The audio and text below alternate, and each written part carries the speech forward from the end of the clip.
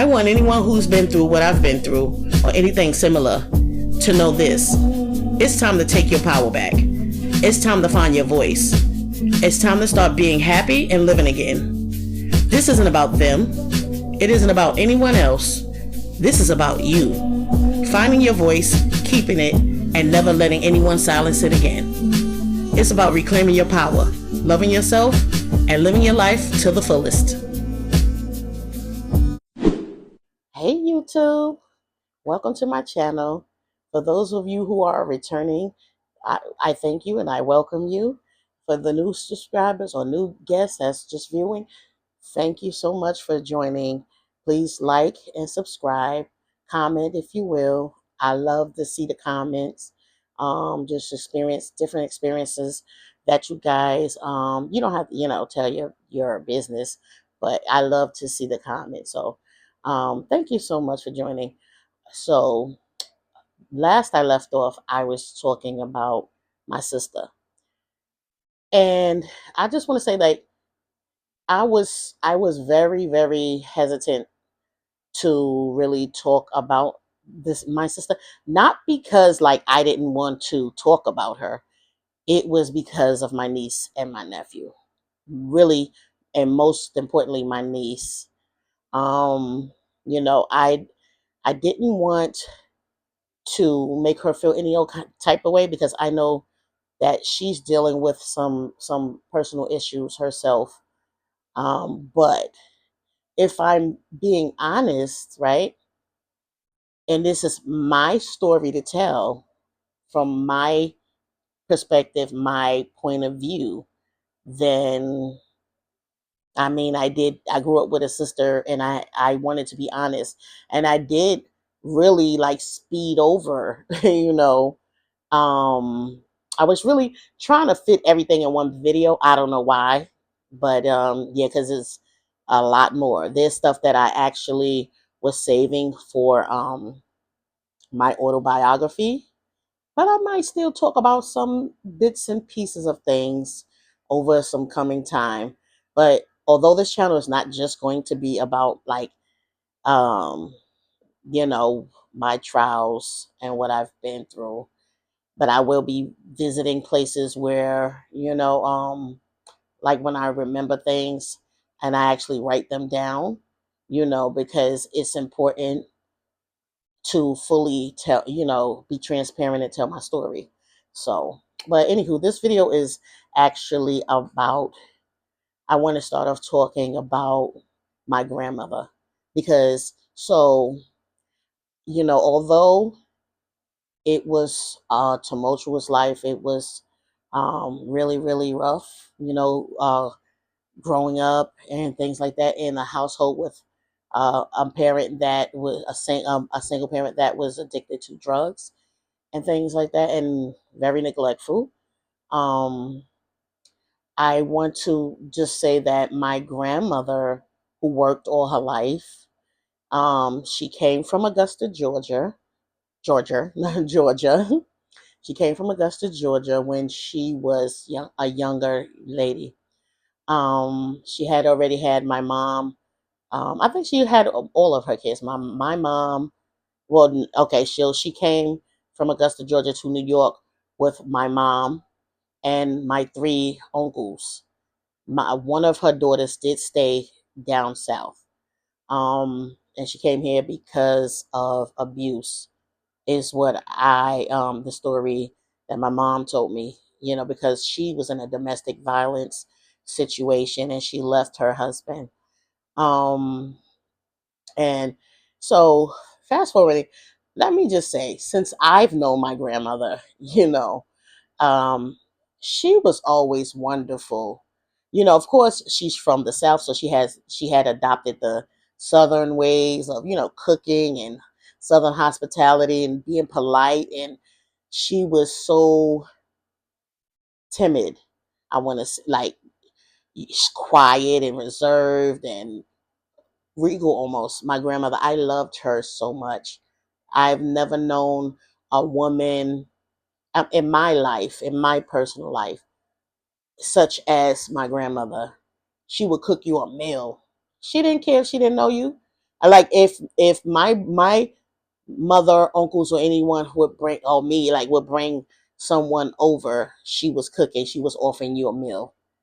She was always quiet, but assertive, but so I'm talking about her because you know, she's the only person in my life that and when I was growing up, really, and really loved. You understand what I'm saying?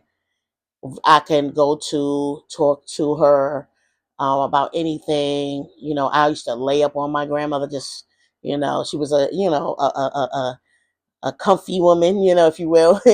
And I just loved her so much. And I would lay on her and just lay there. She would watch her little stories and things like that. Um, a lot of times she didn't know my mother was on drugs. So she would send money. She just didn't. I don't know. I don't know what she was wondering. You know, but I know she was giving my mother money to feed us when my mother wasn't feeding us and things like that. What I had found out was because, well, okay, so let me just say this. When we were on our own, me and my sister and my mom, things like that, birthdays, my grandmother would come over, bring us ice cream cake. That was my very first time. I think it was like my 10th birthday, maybe ninth or 10th birthday. And that was the very first time I tasted an ice cream cake. I was so happy. It was so good. Oh, Lord, the little cookie crumbles, everything. So she came over with her beau, because back in the days there wasn't no man, boyfriend, anything like that.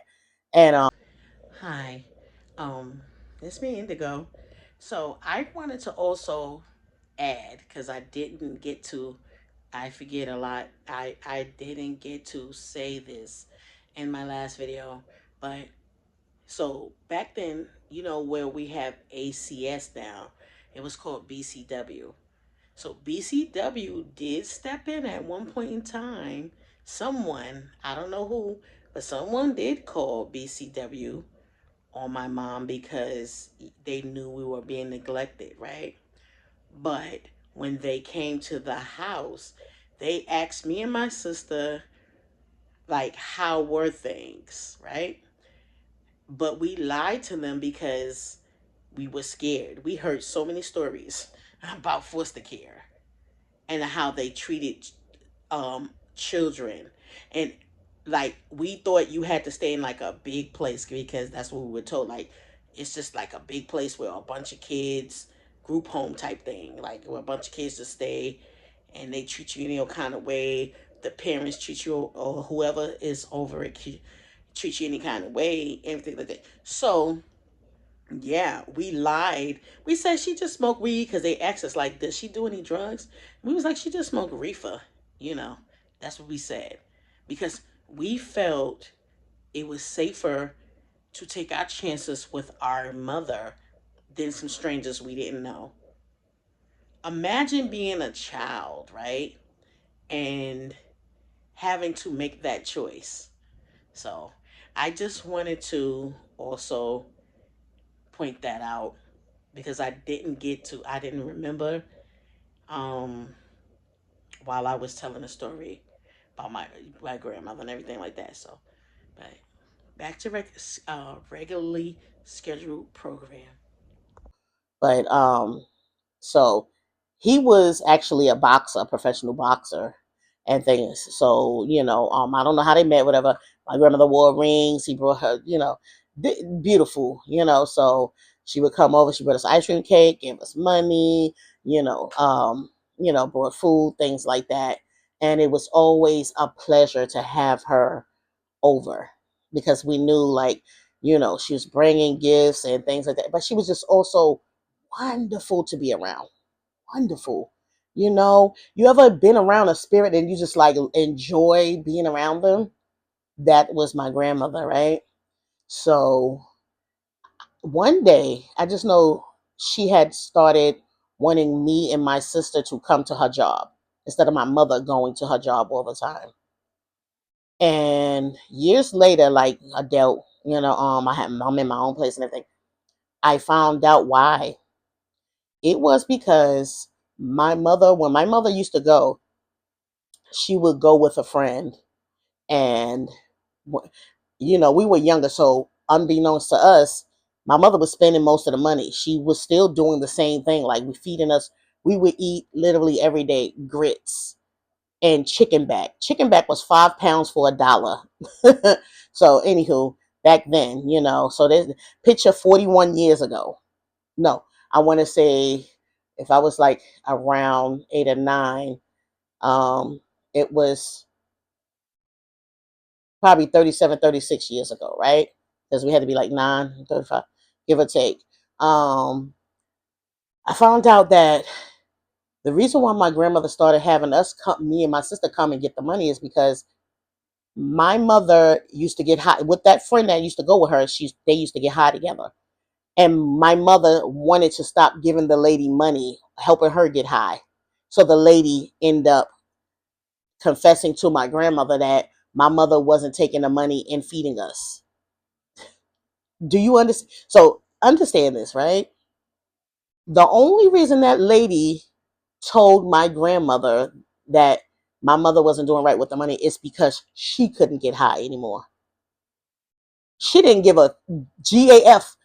She didn't GAF about us at all. It was just because she couldn't get high no more. So it's unbelievable. These are adults that's supposed to take care of children. She had kids too. She had 7 kids at the time, this lady. Um, so I know it was probably even worse for them because my mother only had 2. Um, yeah, so we would go to my grandmother's job, and it was fun. To me, it was fun. She worked in a factory. So years ago, of course, there was a lot of factories, and she made all the bags for like the Chinese restaurants and things. Anywho, I loved it. I loved it. Now, mind you, when she would go to the bathroom to freshen up and everything, I would try to do the bags, like put it in the boxes, because like so she would sit a box, and the bags would be made through a machine and everything. And they would come out. You have to grab a whole stack of them. So I would do it. Now, mind you, it was dangerous. It's 9, 10 years old. You know, I know. I'm pretty sure. Just thinking in hindsight, that was dangerous because I could have cut my hand because it was a thing that would cut like it was a big old whatever that was. Cutting. Now, if I would have just touched the wrong thing, it was glue everywhere. You know, but I loved it. I loved it because you know what? My grandmother would take us, and there was a store in the corner. That's when Heroes was everything. Some places you probably could get a really decent hero, but these days, mm, even though I don't even eat them as much as I used to because I don't eat certain things anymore. But when I do, it's not the same. Like the stores have changed so much because there's not many bodegas around here. But anyway, there was a store in the corner, and they used to make the most wonderful ham and cheese sandwiches. Heroes. But anywho, she would take us, and it was just our intimate time together. Um, like I said, mornings we would eat grits, eggs, sausages, grits, eggs, and sausages, or sardines, things like that. So I guess that's the southern thing with grits and sardines. But it was so wonderful, just to see her, all the time. And, she dressed so well and everything. And then, she tried to be there for her sons who had nothing. They really had nothing.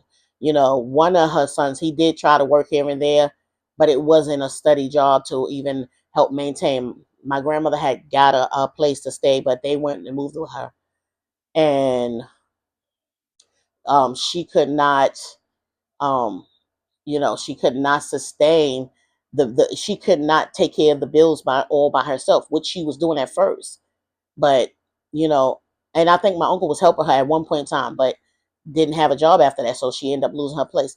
That's how she ended up staying with my sister. Like I said, I spoke in the last video about the situation because they didn't live but 2 blocks away from each other, down the block. Then she stayed with me for a little while, and then she stayed with my mother. But before she got to my mother's house, we found out she had cancer, breast cancer. Um, I'm not. She first of all, she didn't. She was a proud woman. Excuse me.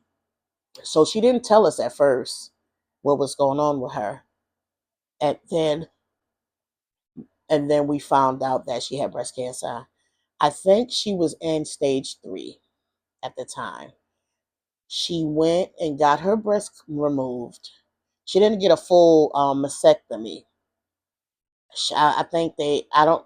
I believe like they just. I don't even. I'm not sure. Whatever they do, like when you don't get a full mastectomy, because she still like had breasts, but you could tell like something was different.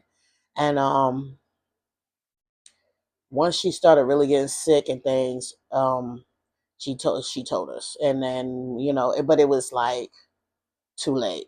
The doctor had told us it spread all through her body and things like that. And yeah, that was a lot. She basically, let me tell you how trifling, you know, her daughter and son are. She was living with my mother at this time, like when she was on the later in the stages and things, when she got really sick. um Me and my sister would go visit her. That was at a point in time when we was talking, speaking with each other. And I would we would go visit her every now and then. And she was always sleeping. She was always weak and fragile. It just got worse over time. Every time, it's like each time we visited her, there was something. One time I went by myself to visit her, and I sat in a chair. She was upstairs. My mother, my uncles, and friends were downstairs. I guess they were getting high, doing whatever they was doing. I sat by her bedside. She was sleeping. I could smell the stench of urine in the air in her room. She had old food by her in a chair, old fruit, old meat, like a pork chop or something, and she's sleeping and stuff. But I, spoke to her, "Hi, Grandma, how you doing?" And she's like, "I'm okay," and that was her favorite line, "I'm okay," right? And so she went to sleep. She just was like off and on. Couldn't really talk to her. I just sat with her, right? And she had a Bible, beat up Bible. How the older grandmas, they didn't read that Bible from front to back, back to front, whatever. And I read her Bible. She had like pages bookmarked and highlighted. One page, it was somewhere in the Bible where it said, I'm growing weary. I don't even remember everything it said, because that is the only thing that really stood out to me. You understand? I'm growing weary. I knew, in my mind, in my heart, that my grandmother,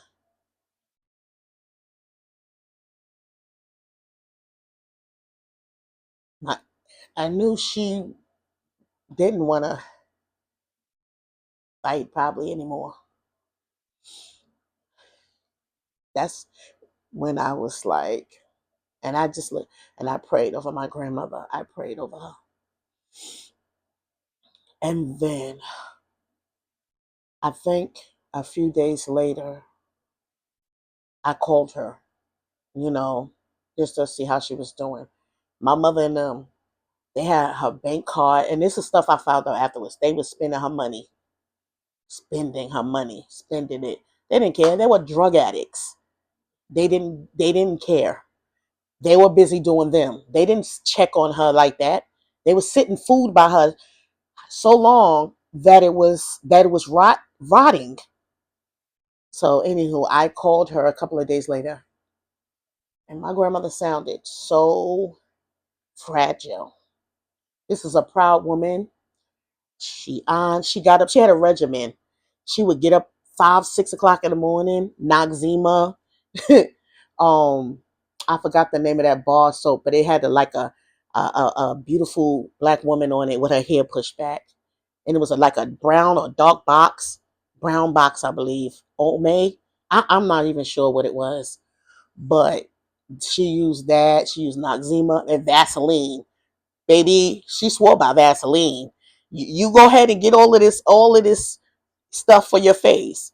But she was wearing Vaseline and the skin was clear, not a bump, baby. No. But anywho, she didn't sound well. I didn't like the way she sounded. And I called my sister. She was the first person I called. Then I called my oldest uncle because he was supposed to be the responsible one. See, he wasn't on drugs. He wasn't doing crack, marijuana. He didn't drink. Like, he was supposed to be the responsible one. So me and my sister headed over to my grandmother's house. He made it there. Well, before he even made it there, when we went in her room, we noticed old food again, and the urine smell was even higher. This is a proud woman who had a regimen, would get up 5 or 6 o'clock in the morning, get herself together, wear the nicest of stuff, iron. You ain't gonna find no wrinkle. Went to work, storm, rain, sleet, and snow, and took care of people.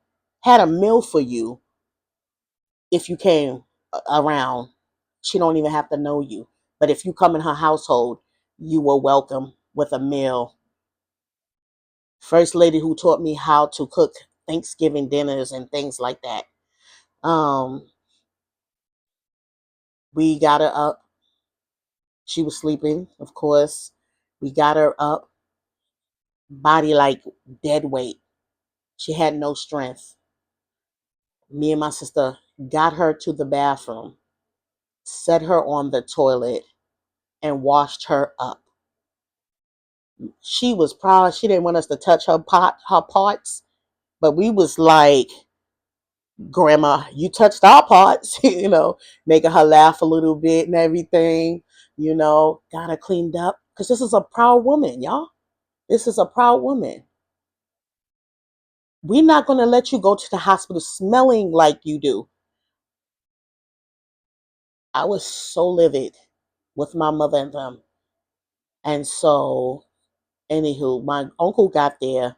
We called the ambulance and everything, got her to the hospital. They put on IVs and took blood work and everything. They couldn't even find a vein. She was so dehydrated. So dehydrated. They told us she was so dehydrated that they told us 3 more days she would have been dead. Yeah, this is a woman who took care of people. She used to be a nurse before she worked in when she was down south. She was a nurse, and then when she came to New York, she just worked in factories and stuff like that. Um, yeah, 3 days. They said she would have been dead, right? So she was in the hospital. That's when they told us the cancer had spread throughout her body. It had spread throughout her body. And they basically was like, they're gonna put her in hospital. Now, mind you, I'm not talking to the doctors. My sister and my uncle, not my mother, my sister, and my uncle talked to the doctors. But my sister was the one that told that relayed to me that they said that it basically spread through her body. And this is a sister that you know we is the orphan on speaking, and they basically said it spread through her body, and that they were just going to get her comfortable and then send her to hospice.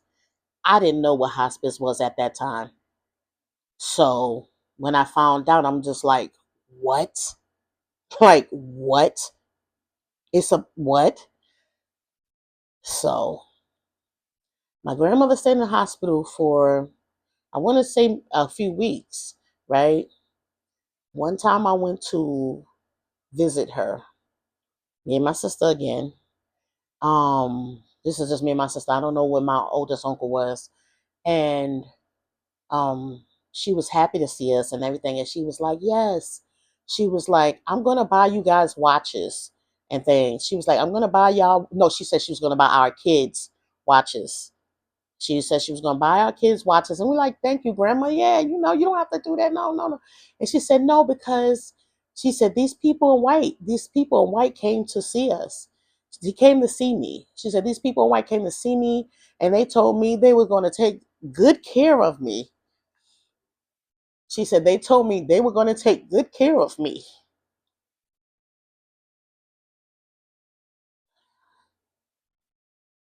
I knew what she was talking about. I knew who she was talking about. She wasn't talking about. She said it was. She was saying basically like it wasn't nurses. She was like some people came to see her. So fast forwarding, she was in the hospice. Now, mind you, let me just say this: she lived past those 3 days. I want to say a month and a half. Actually, she lived a month and a half. They gave her. They won. They said she was going to be like she would have been dead in 3 days, but she lived a month and a half after that. So they got her to the hospice and everything, and you know, she continued to be like sleepy more still. My uncle ended up supposedly, my oldest uncle ended up supposedly handling everything and making sure everything was good, right? So she had a neighbor that, like a neighbor, it was someone else in the room and everything like that. And she was in the first bed and everything. And so I would visit my grandmother and everything. I visited her the most there because everybody, I don't know. But anywho, I noticed that the lady had like pictures of her family up and everything, and people was coming and going visiting her. And I'm like, my grandmother has nothing, bare walls, bare walls. This lady took care of people. This lady fed people. I went home, put up pictures, came back, thumbtacks, pictures everywhere, everywhere. It's no way in the world my grandmother's gonna be sitting up here like she wasn't loved. She was absolutely loved. She just had shit. She just had horrible drug addicted kids. And that was their first love once they got addicted. So again, I went to visit her and she had food by her. This is this is in a hospice, y'all. She had a pork chop by her there. So I found out from the lady in the first bed that my uncle had a menu. I mean, they asked him like what would he prefer her eat. He had pork chops on there. He had okra on there. Some other stuff. He had chicken, baked chicken, greens, stuff like that. Right. My grandmother is sleeping constantly, and I remember asking her, and I don't know.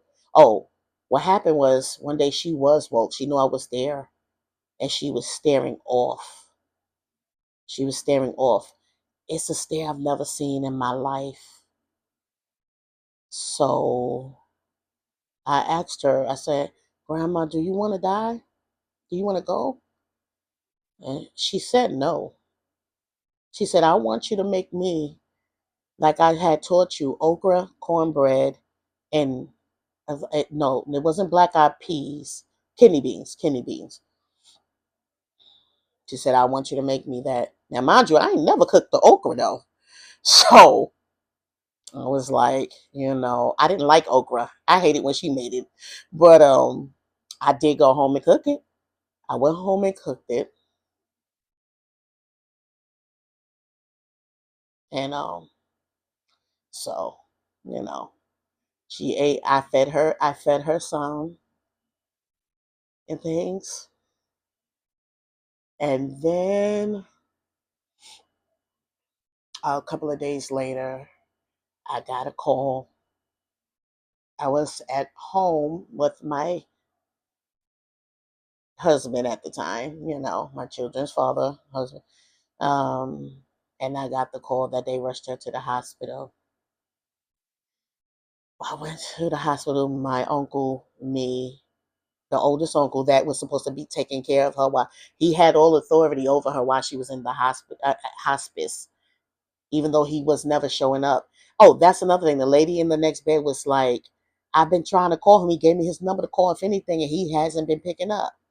What disgusting people. Anywho, we rushed to the hospital. I went and peeked at her because I couldn't see her like that. I seen they had this thing by her where it's like all the fluids that was in her lungs was in this thing, like a clear, thing. I ran out crying. I couldn't see her like that. I couldn't stay. I couldn't see her like that. They basically told my uncle, because he showed up then. I was outside, and then my sister came second, and then he came, and they were basically saying that it was nothing else they could do. She's basically just on a breathing machine and things, and you know, yeah, he decided to let them take her off of the life support that night. And he's outside crying. Yeah, he calling somebody. She gone, man. She gone. Where were you when they were trying to like feed her? Maybe the IVs, maybe feeding her. I still struggle with that because sometimes I feel like it's my fault, and I know it's not. I know it's not because I was a young woman, didn't know much about things. You know, I just sometimes feel like if I would have spoke up, if I would have, But I'm telling this story because although I had so much trauma, trials, and tribulation in my life, she was the one sparkle besides my kids. I'm talking about like anybody else besides my kids. Of course, my kids are my world. I would have been walked off the plane if it wasn't for my kids. So that's a whole nother thing. I'm talking about a family member, the one person I knew who loved me. You know, she didn't have much, but she would share it with you, you know. So I wanted to do this video because I did want to talk about someone that actually loved me in my bloodline. Until next time.